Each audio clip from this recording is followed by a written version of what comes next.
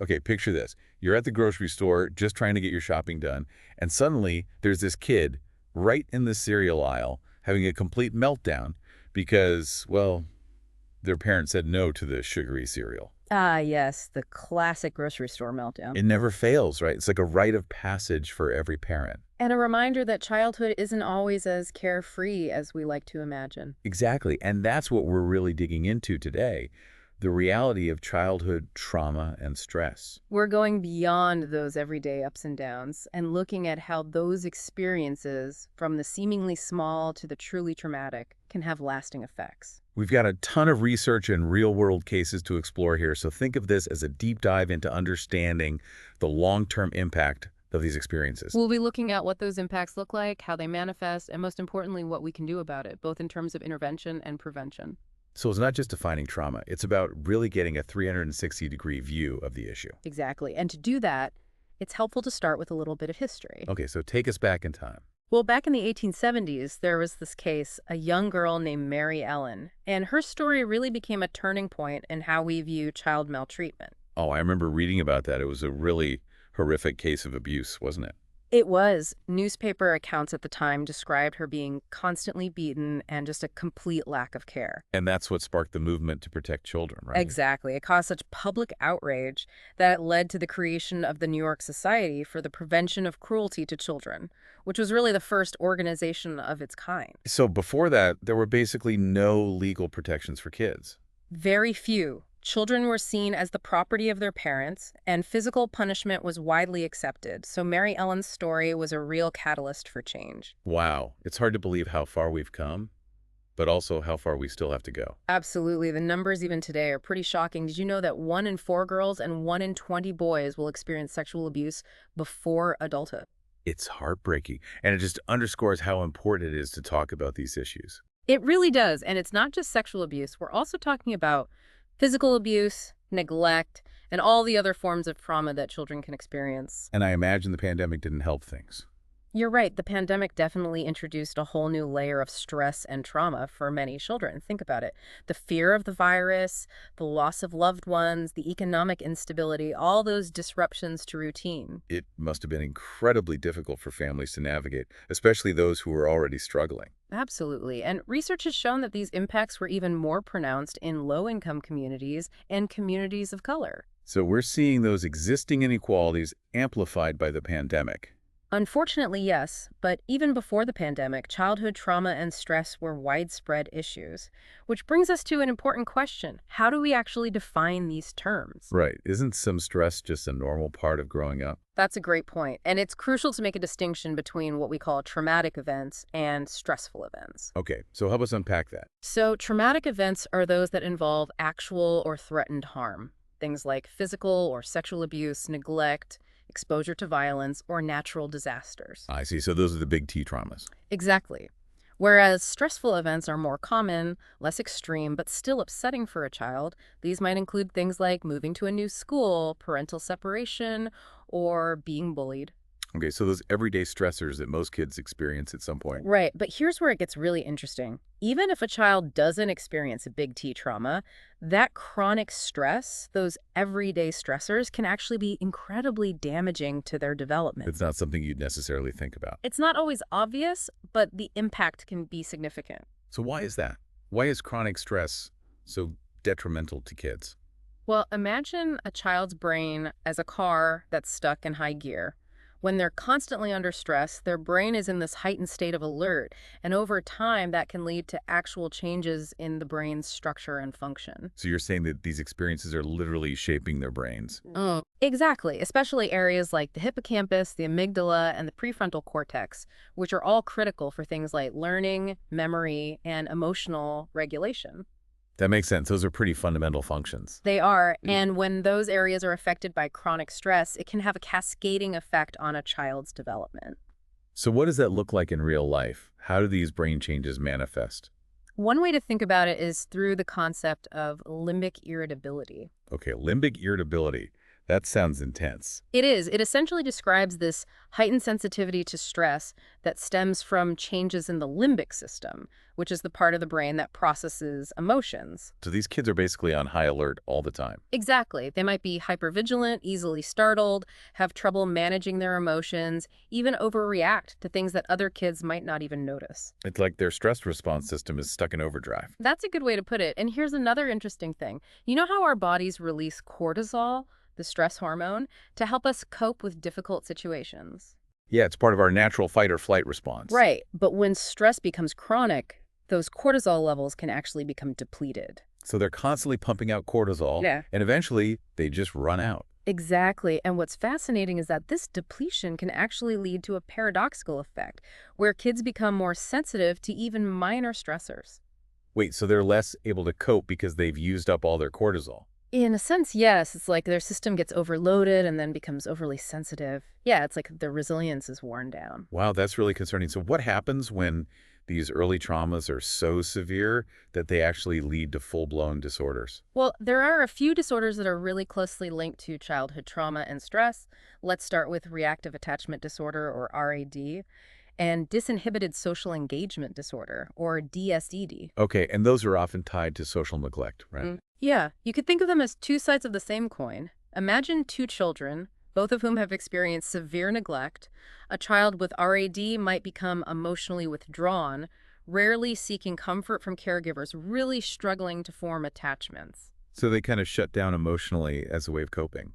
Exactly. It's like they've learned that relying on others isn't safe or dependable. Now, in contrast, a child with DSED might display overly friendly and inappropriate behavior with strangers. So they're almost indiscriminately affectionate. Right. They might not check in with their caregivers. They might even be willing to go off with someone they don't know. Oh, wow. That's incredibly worrying from a safety standpoint. Absolutely. DSED can put children at significant risk. Both RAID and DSED really underscore how critical those early bonds are for healthy development. It really highlights the importance of those early relationships, those secure attachments. It does. And then, of course, there's PTSD, post-traumatic stress disorder, which can develop after a child is exposed to a traumatic event. And that could be any number of things. And the symptoms are similar in kids and adults, right? Like flashbacks, nightmares, that kind of thing. Yes, but there are some important differences. Younger children, especially those under 6, may not experience flashbacks in the same way that adults do. So how does it manifest for them? Well,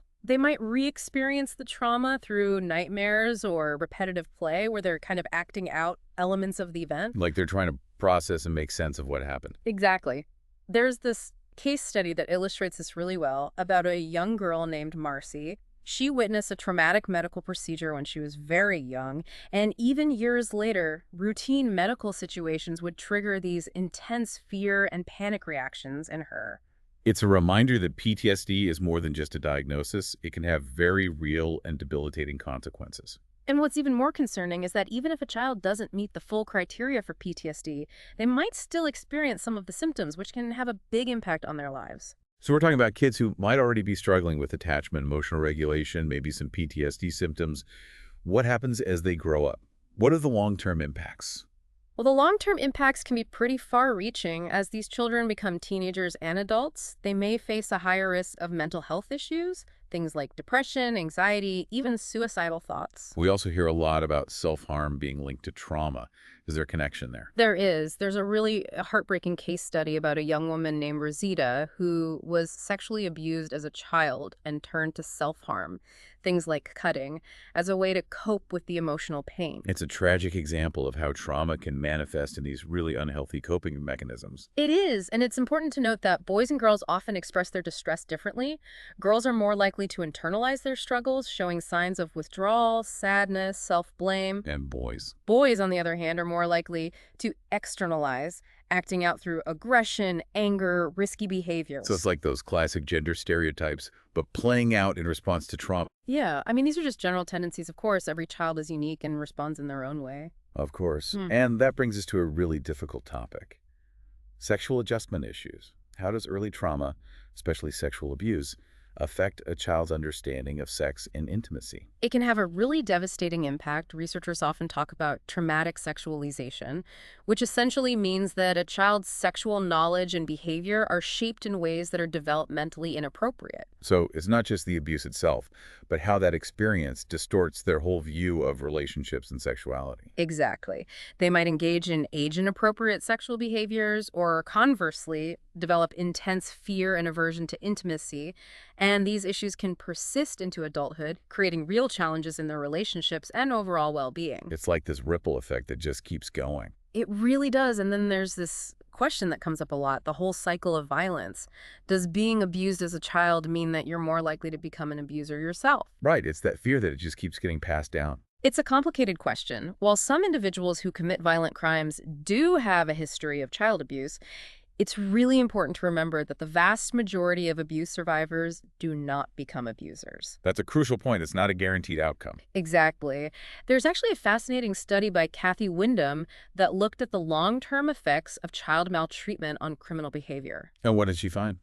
Well, her research showed that individuals with a history of physical abuse and neglect were more likely to be arrested for violent crimes later in life. Okay, so there is a link there. There is, but here's the surprising part. Those with a history of sexual abuse were not more likely to commit sex crimes than those without that history. Oh, wow, that's really counterintuitive. It challenges some of those assumptions we tend to have. It does, and it really underscores that while a history of trauma can increase vulnerability, it absolutely does not determine anyone's path. It's not a life sentence. No, not at all. And that brings us to this really crucial question of prevention. How do we break this cycle? Where do we even begin? That feels like the million-dollar question, doesn't it? How do we stop this from happening in the first place? It really is, and it's a question with many layers, but I think it starts with recognizing that prevention is not just one thing, it's a multifaceted approach. Okay, so what are some of those facets? Oh, we need to think about it on multiple levels. We need interventions that focus on individual children and families, but we also need to address the broader societal factors that contribute to child maltreatment. So it's about creating a world where kids are less likely to experience trauma in the first place. Exactly. It's about building a safety net, addressing poverty, promoting mental health, fostering healthy relationships. It sounds like a massive undertaking. It is, but I truly believe that it's possible, and it starts with awareness, education, and a commitment to creating a world where every child has the opportunity to thrive. And when we talk about preventing these traumas, we can't forget about the specific needs of children who have already experienced abuse, especially sexual abuse. You mentioned that 1 in 4 girls and 1 in 20 boys experience sexual abuse before adulthood.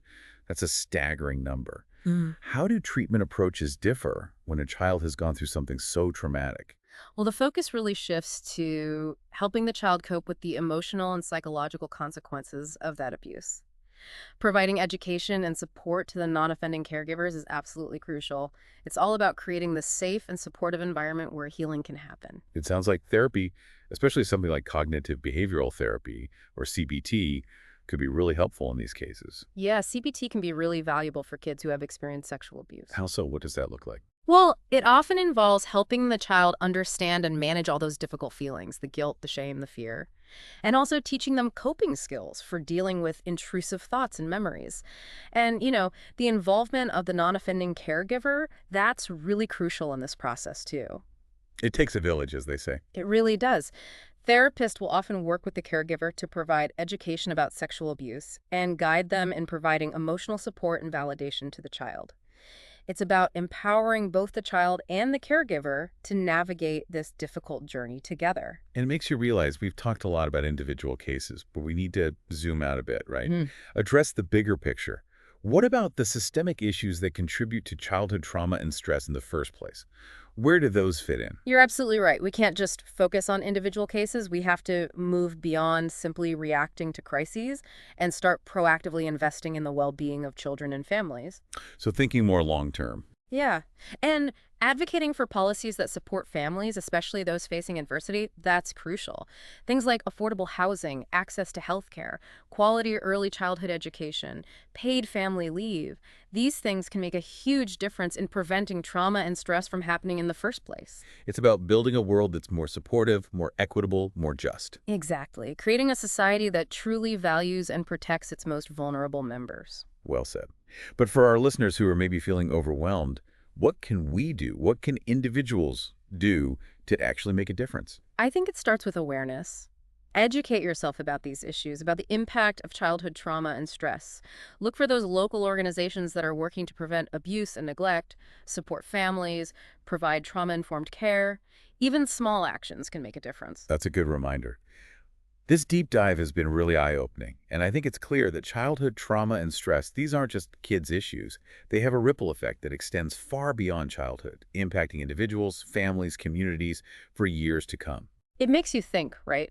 When you see all the stories in the news today about violence, poverty, inequality, political turmoil, it makes you wonder how much of it is connected to unresolved trauma, both individual and collective. That's a profound thought. It really is. So it challenges us to think, how do our societal structures, our policies, our cultural norms, how do they either contribute to or protect against childhood trauma?